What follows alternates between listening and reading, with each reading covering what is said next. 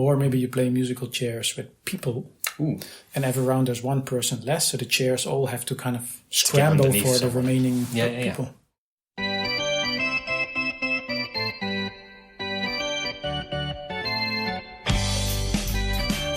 Hello. This is the 249th Test from the Future, an experimental podcast from the year 2226, which we are sending from our present to yours. My name is Dirk. And my name is Simon. And we're putting the past in podcast. Ooh, 249th.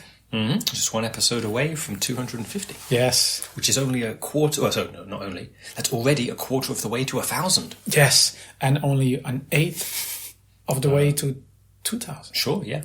And double of 125. Indeed. See, we're getting better at math. Mm-hmm. Marking off important numbers, I guess. Yeah. What did we talk about in episode 125? Do you remember? That was the episode about... No idea. Could look it up later. I don't remember what we talked about yesterday. No, that was too long ago. Good, we have the camps. We can just, So that's why I don't bother remembering anything, because if I want to remember what I said yesterday, I can just, look at yesterday. Makes sense. But, I think it's more important to put your mind at what you're saying now. Mm-hmm. Yeah, to focus on the present, yeah. Exactly. As I mean, it's also like a kind of a respect to the person you're talking to not just keep on referring to the past. Mm-hmm. Maybe they weren't even there. They might not. Maybe the episode 125 was one just you, or just me. See, now I'm curious.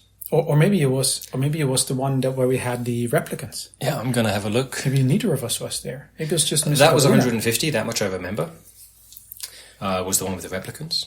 Maybe it was the one because that was a round number, so it was a big deal. 125. 125. Oh, space travel breakthrough. Oh, yeah, that's coming up soon. But let's not go into more about that now. But okay, that's pretty momentous, actually.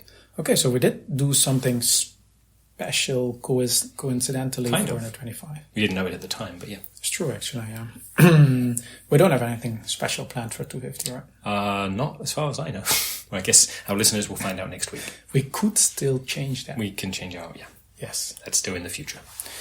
Okay, but back to the present, or at least, or present. Mm-hmm. Today we're talking about vascular technology. Mm-hmm.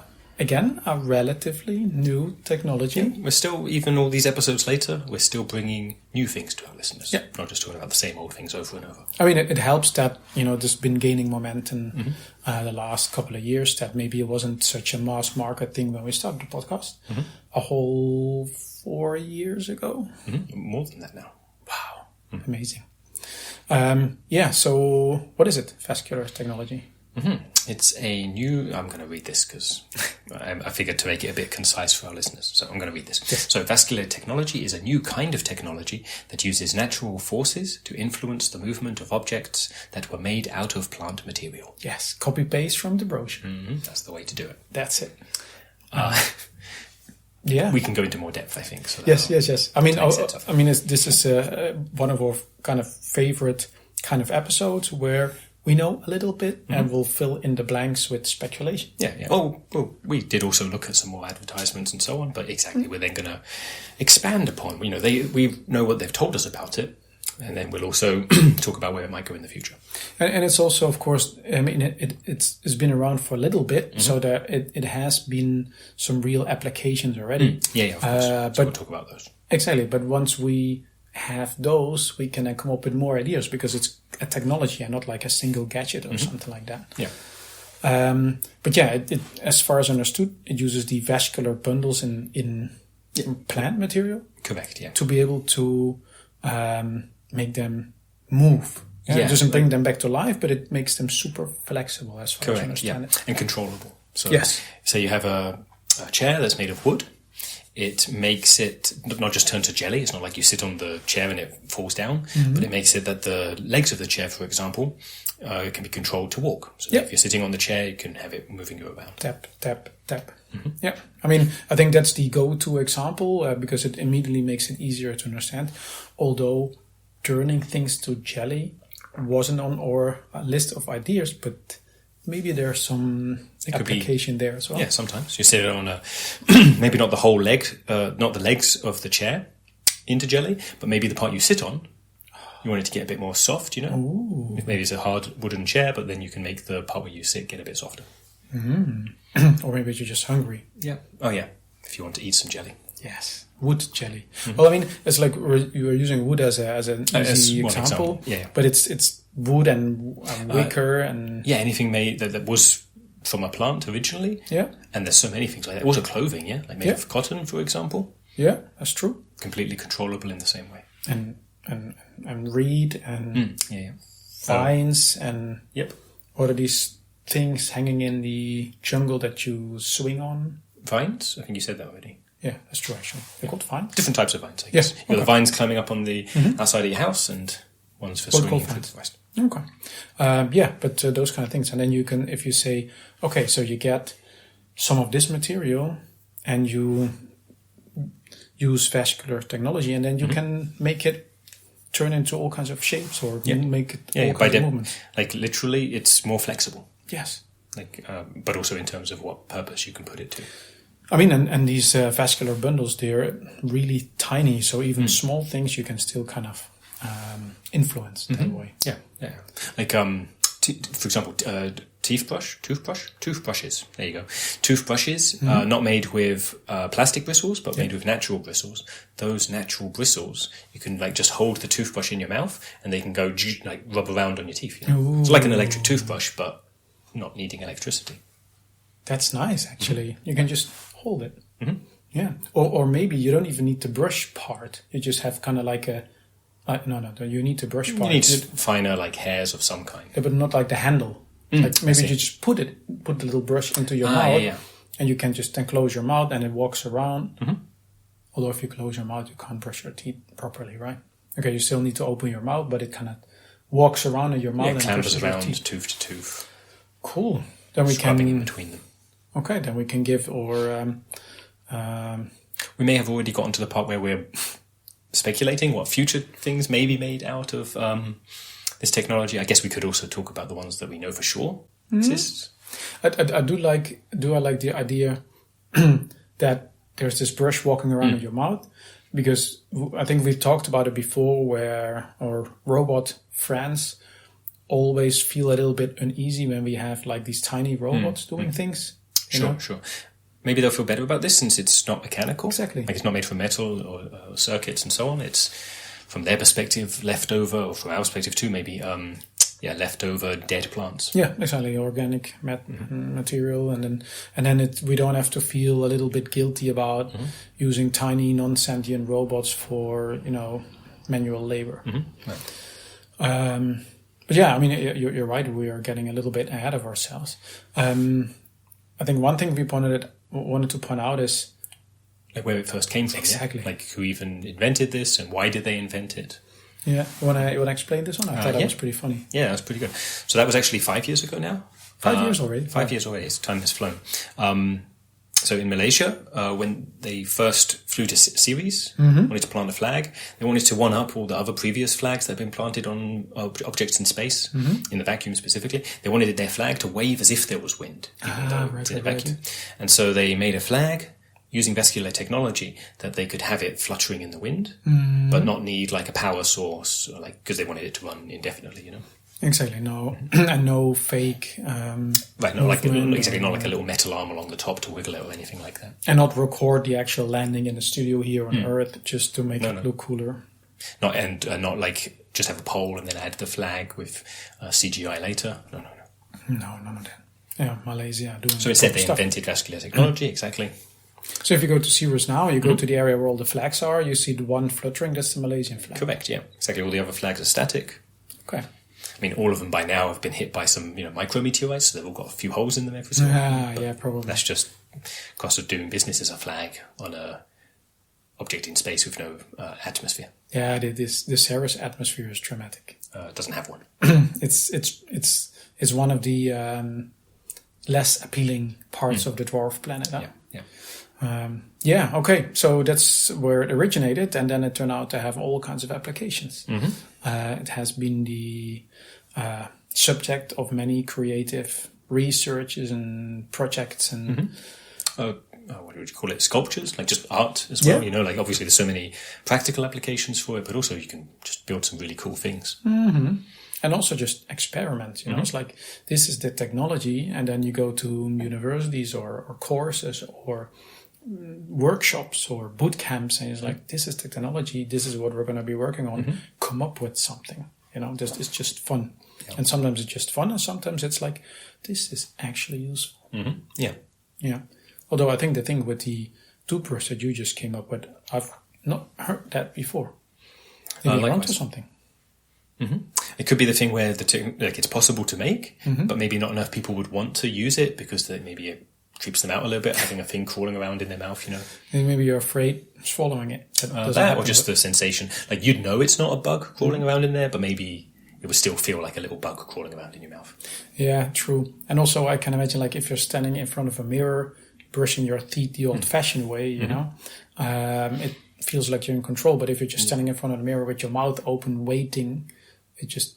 But the advantage would be it would clean thoroughly, you know. Like, true, actually, assuming it learns what's going on in your mouth, you could have it that it really carefully cleans between all the teeth. You know, sometimes if you're brushing with your hand, maybe you don't realize it, but maybe you're neglecting some teeth or some part of your mouth, you know, that you're not brushing. So it could be more thorough. And big advantage, hands-free. True. You know, you could do other things with your two hands while your teeth are being brushed. Could even be like your vacuum robot or your lawnmower robot, where whenever it detects a tiny piece of grass that's higher than it's supposed to be, it just goes straight there, cuts it off, and goes back.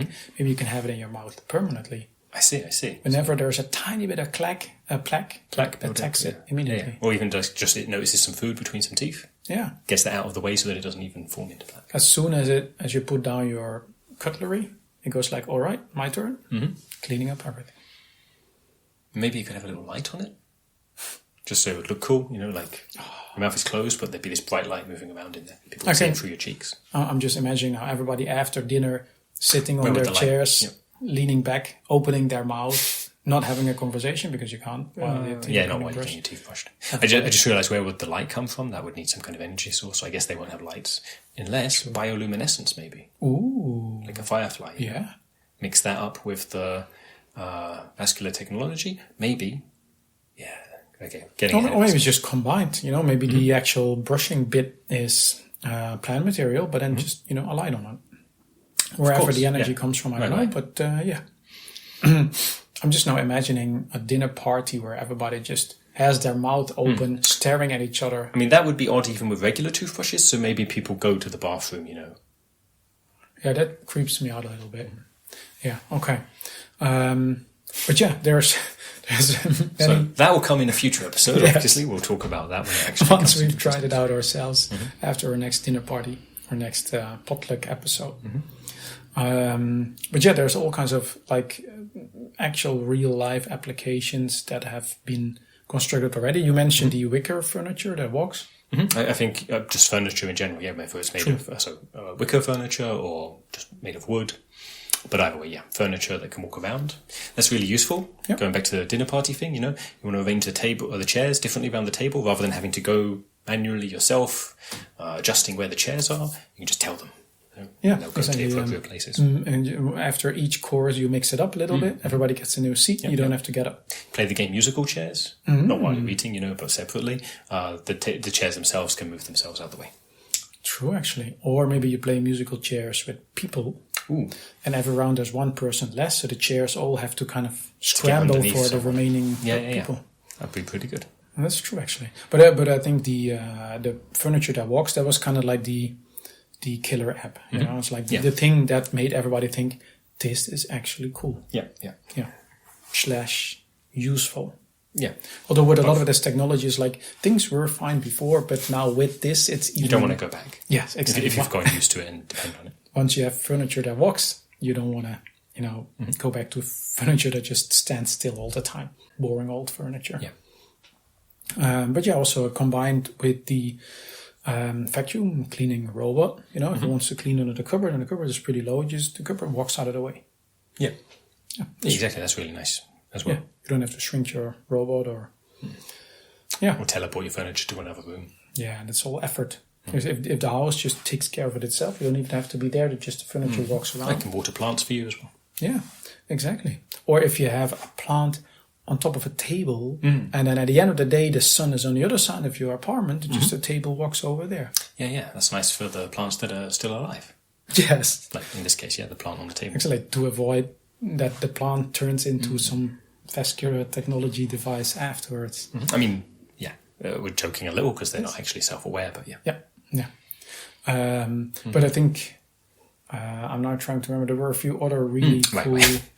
Another one. One of the earlier ones as well. So, say you've got a broken leg. You need to wear a cast. Used to be that cast would be very rigid, static. I mean, it needed to be. The point was to keep your leg in a certain position while the bones mended. Yep. Okay. So, and with cyborg chips, you still need to be in a cast until recently, because you still need to keep your leg kept in a certain position. Cyborg chips help it heal better, which is good, like help the bones mend. Anyway, with vascular technology, instead of having a rigid cast made of plaster or whatever, you can have effectively regular trousers, but that rigidify around, say, your leg to keep it in the correct position, but also allow you a bit more flexibility, a bit more breathability compared to a cast. And then at least as long as the trousers are made of plant material. Of right? course. Like I said, cotton. Yeah. Good example. Yeah, that's a good one, actually. Yeah. I mean, you of course, you still need it while you're being healed. I mean... But then also even later, then when the bone has mended and you're doing physiotherapy, like to learn to walk or to learn to walk again, maybe, it's basically like a supportive garment, Yeah. Helps make sure that you don't stretch in a way that will hurt yourself. And you can also slowly ease its grip, make it still useful, but a little less. So you need to do gradually more less yourself. supportive, that you build up your own strength. Maybe less tighter or just on certain places or just below the knee or something like that. Yeah, I think that's a real good, another really good real life example that's been put into use. I think the idea about clothes that you can control how they move, but also how they look. I like the idea. I think that's what you came up with before we started the episode. The thing with the cape. So basically, similar to the flag on a planet, or in a place with no air. You can also want things to move in, like as if there's wind here on Earth. Yes. On a still day when there's no wind. So exactly, you could have a cape. So you're dressing up as a superhero. You want to have a nice long flowing cape. Yeah. You don't want it to just hang there. You want it to look really majestic. Even if you're just tramping around. Yeah. And it really looks like it's flying in the wind, even while you're not flying. Yeah. And also, like if you are flying around somewhere, like that it doesn't whip into your face, like from the wind going all weird. Like it can actually counter what actual wind is going on as well. It doesn't get out of control.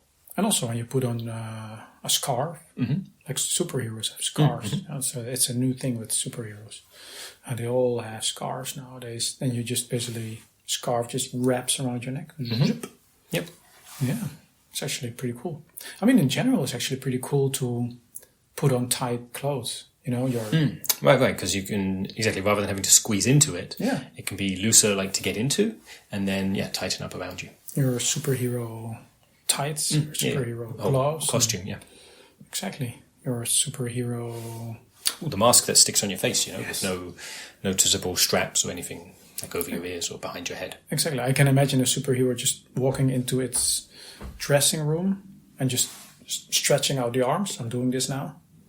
And then just all the garments just fly at it and wrap around the superhero. I mean, if they're flying, there's some kind of hover technology involved. There's probably not that. But maybe they kind of like scoot along the floor, sliver up your leg, get on your body that way. Yeah. Or catapults, Like there can be various vegetation-based catapults around the room. Exactly, you stand in the room, put your arms out as if to signal it, and then the catapults fling the gloves onto your arms and so on. Yes, that's a very good idea. Or maybe you have it hanging from clothes hangers, and you just basically walk into your cupboard, kind of brushing up against them. And and it's like a drop there; it drops down onto you. You have these actual plants that do that. If you touch them, then they wrap around you. Oh, I didn't know that. Yeah, I can't remember the name, but it's kind of like a viney thing. It looks rigid, but the moment you touch it, it wraps around. Okay, yeah. So like that, but in a nicer way because it's your clothing and you want it to go on. Yes, exactly like that. Although with the plants, it's also kind of cute. Cute, yeah. Yeah. But maybe you're not in your mood for it, I think the other thing that is also pretty practical is all kinds of things made out of wood. I remember. I know a practical one is like wooden spoons. Yes. You got a big saucepan of soup cooking away. You can have a big wooden spoon in there stirring it for you. Yeah, you just put the spoon in it, stirs itself. Stirring. Yeah, it's pretty handy. It just keeps all kinds of things. I mean, it works with soup, also works with other things that don't need to... Like anything that should be stirred, yeah? Yes. Potions, magic potions. Of course, yeah. Spatulas, that if you're baking pancakes. Yeah, pancakes or frying bacon or something in a frying pan, basically. Although I think anybody who does old-fashioned style cooking and doesn't use the Congo is maybe not so much technology-based. So if you're depending, but maybe yourself, like say you've only got one arm, then it'd be pretty handy because you can, you know what I mean? You can have it helping you out. True, actually. But yeah, like a spatula that flips the pancakes itself. That's pretty cool, actually. I can imagine. Now I want one. Pancakes? Yeah, I also want pancakes now. But I also want a spatula that flips the pancakes. Does this exist already, or we just made that up? We can have a look after we record. Okay. I'm going to put it on my wishing list.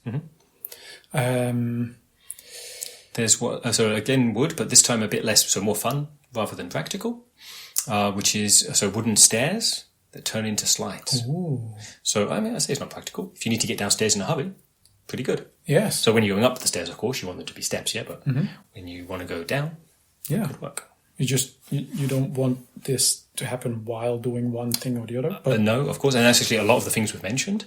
You don't want them to malfunction. Yes. So like the clothing that goes on you don't want it to go too tight, especially a scarf. So similarly, sure, with the stairs that turn into slides, of course, you only want it to turn into a slide when you want to go downstairs. And you don't want the wicker man to run amok. No, that would be scary. That would be scary. You just want them to just stand around. I actually don't know what wicker man is supposed to be doing. I think that maybe is a thing where the name was so catchy. They were like, yeah, let's do it. Before actually thinking, okay, but to what use would someone put a person, or not a person, but something man-shaped, made of wicker that can move around? Yeah, it's a gimmick, I guess. Maybe it's like a project, like it works. I mean, depending on the scale, you could of course be inside the wicker man and use it like a mech suit, which can be fun. You could use it if, say, you need to go somewhere there are lots of bees. So long as the wicker, is that what it's called? The stuff that the wicker man's made out of, so long as they're tight enough together that the bees can't get through, that would work out, You could be walking around amongst the bees. You wouldn't be scared of them. We could have a parade with wicker man. Yeah. They throw the baton in the air, and they bang the drums, and they lift each other up on their shoulders and stuff like that. Do some kind of acrobatics. Yeah. And so the music, and the wicker man do like acrobatics and juggle and hand out sweets and so on. Sounds good. Sounds fun. I'm going to go to the next wicker man parade if this exists. Yep. Okay, let's step away from wood for a sec. Yeah. Or wood-related products. Pillows. When you're sleeping. This is a thing I saw the other day, like an advertisement for. So the pillow instantly becomes rock hard, or not rock hard, but becomes hard, basically, to wake you up, So there isn't a sound, but you basically, your face gently gets pushed up because, the soft pillow that you were laying your head on becomes firm and pushes your head up, and then, it's less comfortable, so it wakes you up. Is it like... you can't go back to sleep. Like instant, like boom, or like slowly, kind of like... So from the advert, they did mention it's part of the customization. You can choose how quickly it springs back to like its default shape. Basically, do you wake up gradually, or does it like shock you awake? Okay. I can imagine it being uncomfortable. I think that's the point, yeah. But that's the point. Like, it wakes you up, first of all, and then also because it's uncomfortable, you don't fall back asleep. I can also imagine it the other way around. If you go to sleep, you put your head on the really solid pillow and then have it slowly shrink. I can see this. So I wouldn't imagine it being nice if it's super solid right at the start. Like, why would you even lay on that? But maybe it gets softer as it goes. That could be nice. Like, it's a bit firm and then gets softer. Now I want to sleep. Oh man, my list of things that I want to do really expands when we record. Although actually going to sleep is easier to organize, I guess, than to go to a recommend parade. I think so. One thing I thought was pretty creative, the guard bushes. Yeah. What's that word? Topiary. I think that's it. Topiary? Topiary. Do you know what I'm talking about? No. It's a thing where bushes or other hedge plants are like cut into the shape of things. Oh. So, especially for guard bushes, trimmed into the shape of guard dogs. Ooh. Or any type of dog, Of guard penguins. Yeah. Exactly. Any kind of animal you like.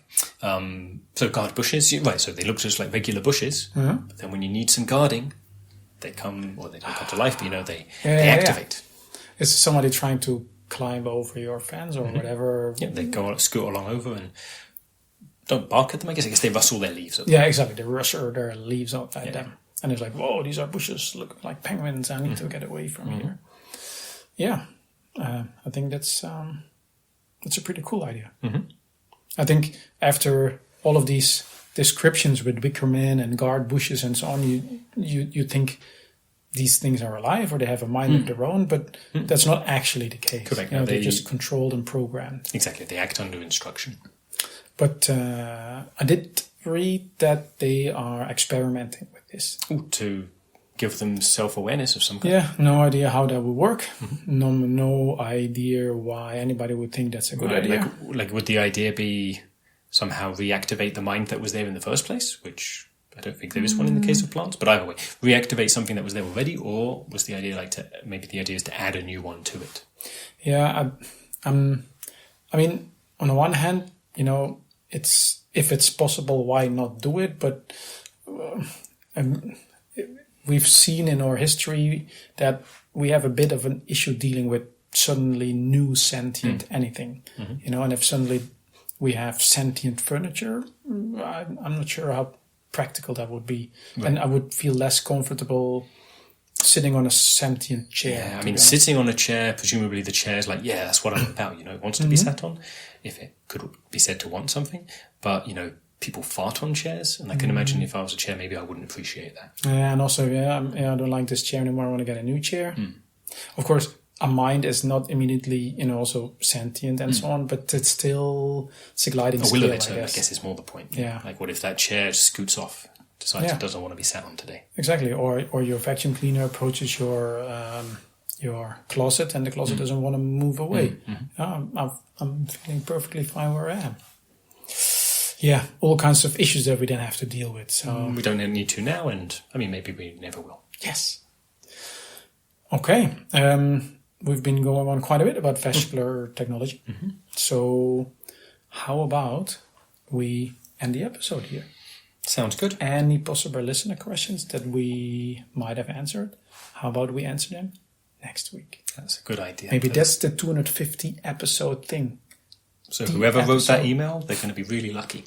Yeah, they're going to be in the 250th episode. It's pretty good. Then let's end the episode, yeah? Yeah. So, listeners to Test from the Future, such as who we will read an email from next week.